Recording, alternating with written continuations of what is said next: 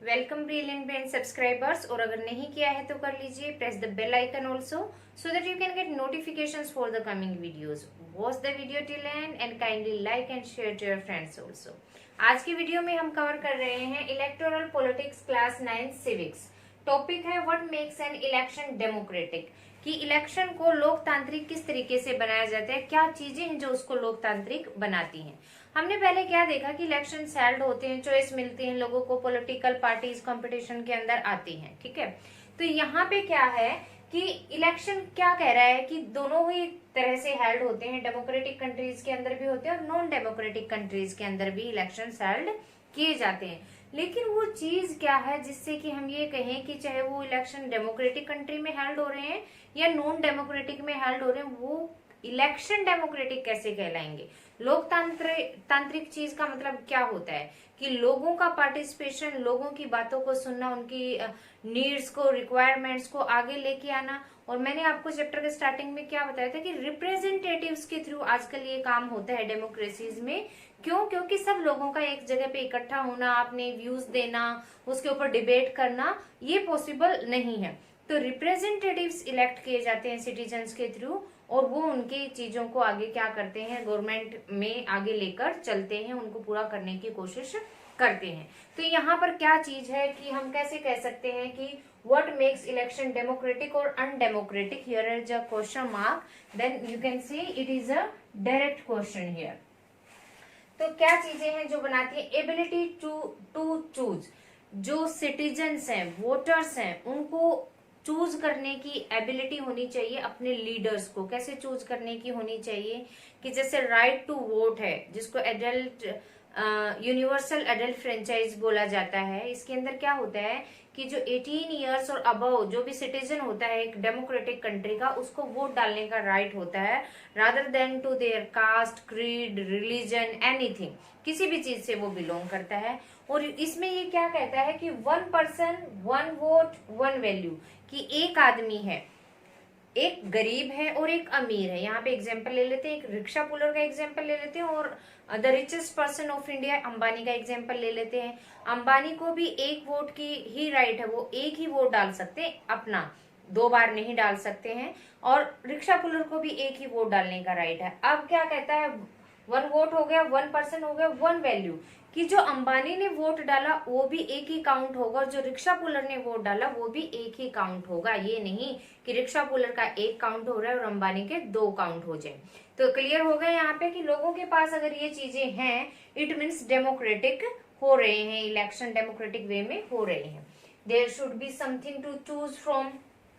अब इलेक्शंस हो रहे हैं, डिफरेंट पार्टीज खड़ी हो रही हैं कंपटीशन के अंदर, तो लोगों के पास वो चॉइस होनी चाहिए कि 2 पार्टीज उनमें से बेटर कौन सी है, किसके पास एजुकेटेड, नॉलेजेबल, फोरकास्ट करने वाले, फोरसाइट रखने वाले लीडर्स हैं, जो देश की भलाई के लिए सोचेंगे, लोगों की समस्याओं को आगे लेके आएंगे, देश के को इम्प्रूवमेंट के, डेवलपमेंट के वे पे ज्यादा लेकर जाएंगे।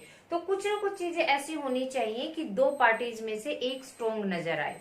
सेकंड क्या कहते हैं, choice should be offered at regular intervals, कि चॉइस तो मिल रही है लोगों को, चूज कर सकते हैं वो कि कौन सी पार्टी बेटर करेगी, लेकिन रेगुलर इंटरवल्स पे होना चाहिए। कि इलेक्शंस रेगुलरली, अगर 5 इयर्स का क्राइटेरिया रखा गया है कि एवरी 5 इयर्स में इलेक्शन रिपीट होंगे, तो it should be on regular basis. जब भी टाइम हो जाता है कंप्लीट, उस ड्यूरेशन के अंदर दोबारा से इलेक्शन की अनाउंसमेंट हो जानी चाहिए। अगर ऐसा हो रहा है then elections are democratic. Candidate preferred by the people should get elected.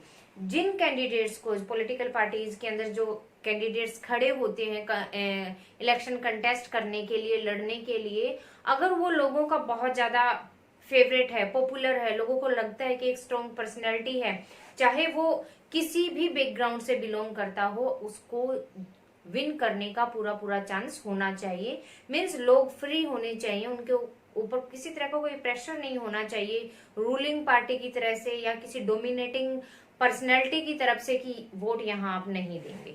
अगर ऐसा हो रहा है then it is also democratic elections. Elections free and fair elections, जब इलेक्शंस हो रहे हैं तो फ्री और फेयर मैनर में होने चाहिए, मीन्स बिल्कुल साफ सुथरे तरीके से ईमानदारी से होने चाहिए और लोग उसमें वोट डालने के लिए फ्री होने चाहिए। जैसे आपने first chapter what is democracy के अंदर क्या पढ़ा था कि हमने डिफरेंट कंट्रीज के एग्जांपल्स के थ्रू बताया था कि वैसे तो डेमोक्रेसी है, लेकिन क्या हो रहा है कि लोग डोमिनेट कर रहे थे। आपने सऊदी अरेबिया का एग्जाम्पल देखा था कि औरतों को राइट नहीं था वहां पे वोट डालने का। मेक्सिको के अंदर एक ही पर्सन जो लीडर बनकर आया था वही डोमिनेट कर रहा था पार्टी को, और कैप्चरिंग की गई थी बूथ्स की। मतलब there are so many incident you have given in that one chapter.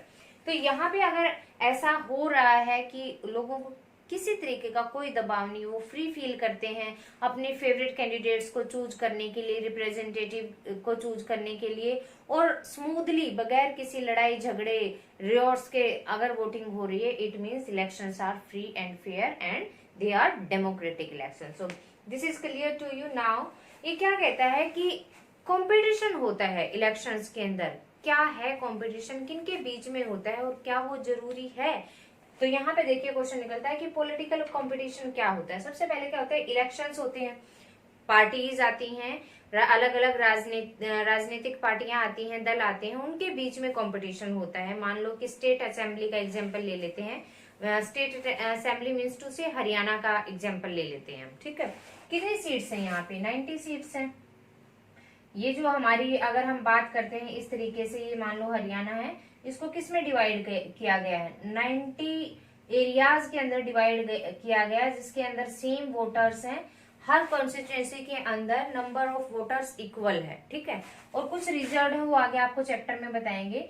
तो इन 90 कॉन्स्टिट्यूशन असेंबलीज पे इलेक्शन हेल्ड करने के लिए हर जगह से कई कई पार्टीज के मेंबर इकट्ठे होते हैं, तो उनके बीच में क्या होता है? कंपटीशन आ जाता है। तो इलेक्शंस में कंपटीशन आता है, किसके बीच में होता है? क्योंकि ये पॉलिटिकल कंपटीशन है तो पॉलिटिकल पार्टीज के बीच में कंपटीशन होता है, कैंडिडेट्स के बीच में कंपटीशन होता है।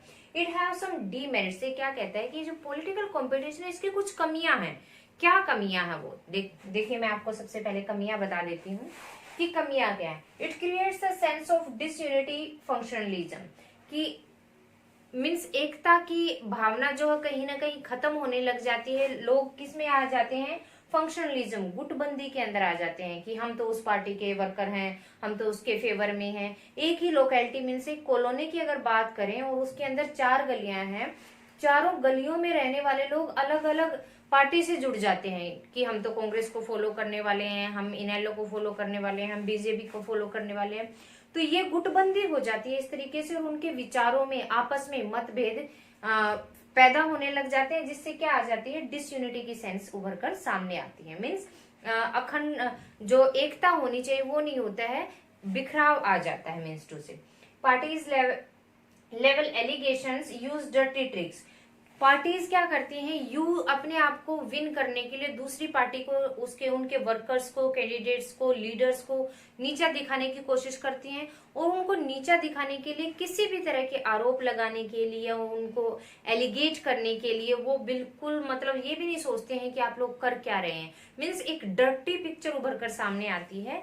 कहीं भी ऑनेस्टी और कैरेक्टर वाली बात वहां पर नहीं रह जाती। आजकल आप देखते ही होंगे जब भी कंपटीशन हेल्ड होता है तो एक दूसरे के ऊपर वो कीचड़ उछालने पे ही लगे रहते हैं। इस पार्टी ने ये नहीं किया, वो नहीं किया, ये तो बस राज करना चाहती है, something like this. No long term policies can be formulated. जब इस तरह की चीजें आ जाती हैं तो लॉन्ग टर्म में कोई पॉलिसी अप्लाई नहीं हो पाती। मान लो इस टाइम कांग्रेस बीजेपी है फिलहाल आपके हरियाणा के अंदर पावर के अंदर, उसने कोई पॉलिसी लागू की, दूसरी पार्टी अगर नेक्स्ट इलेक्शंस में विन कर जाती है वो उस पॉलिसी को रिमूव कर देती है, क्योंकि अब उसके पास पावर है, वो कोई भी पॉलिसी इम्प्लाई कर सकती है, कोई भी रिमूव कर सकती है। तो कई बार ऐसा होता है कि इस कंपटीशन में अच्छी पॉलिसीज भी क्या हो जाती हैं? स्पॉइल हो जाती हैं। तो हेल्दी एनवायरमेंट नहीं हो पाता है यहाँ पे। अब good people who may wish to serve the country do not enter this area. बहुत से लोग ऐसे हैं जो क्या चाहते हैं कि देश की हकीकत में सेवा करना चाहते हैं। किस तरीके से सेवा करना चाहते हैं? कि वो चाहते हैं कि हमारा नेशन वर्ल्ड लेवल पर अपनी एक पहचान बनाए, उसकी रिकॉग्नाइजेशन बने, इकोनॉमिक लेवल पर डेवलपमेंट करे। लेकिन वो लोग ऐसे होते हैं कि जो डर्टी पॉलिटिक्स खेली जाती है ना, एक दूसरे के ऊपर एलिगेशन लगाना, इन सब चीजों से वो बहुत दूर होते हैं, उन चीजों को फॉलो नहीं करना चाहते। तो इन चीजों की वजह से वो अपने आप को दूर रखते हैं पॉलिटिकल कंपटीशन से, और देश को एक अच्छा राजनेता मिलना क्या रह जाता है, दूभर हो जाता है, मिनिस्टर से मिल नहीं पाता है। तो these are the demerits of political competitions.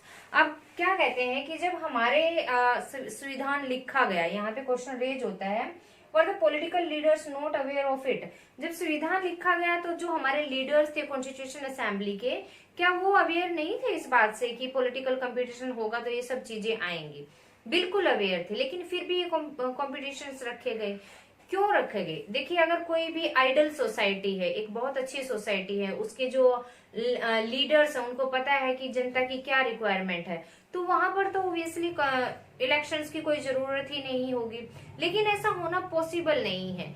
कहीं ना कहीं जो लीडर्स हैं हमारे, वो सेल्फ मोटिवेटेड होते हैं, ना देश की सेवा ना करने की बजाय पावर में रिमेन रहना वो ज्यादा जरूरी समझते हैं। उनके पास पावर रहे, बार बार इलेक्शन जीते, इन चीजों को ध्यान में लेकर चलते हैं।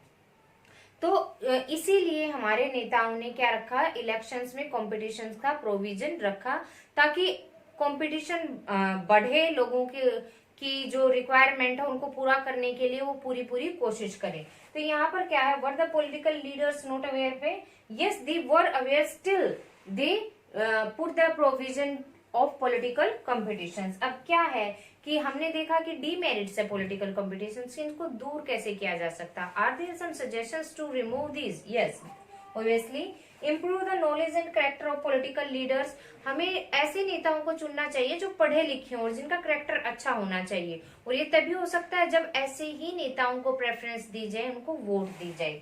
सेकेंडली क्या कहते हैं, political leader should be rewarded और पनिश्ड।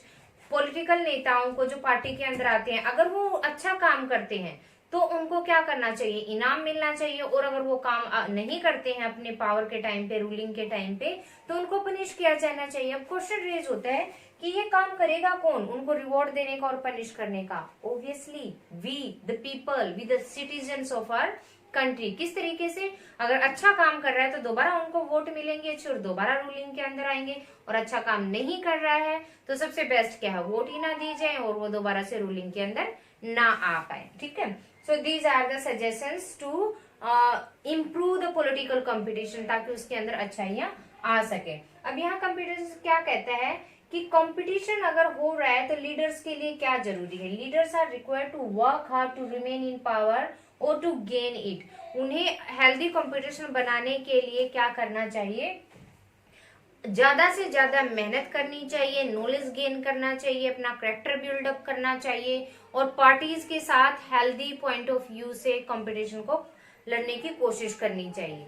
इस वीडियो के अंदर इतना ही। नेक्स्ट वीडियो में हम नेक्स्ट टॉपिक के साथ फिर मिलते हैं। Till then keep watching.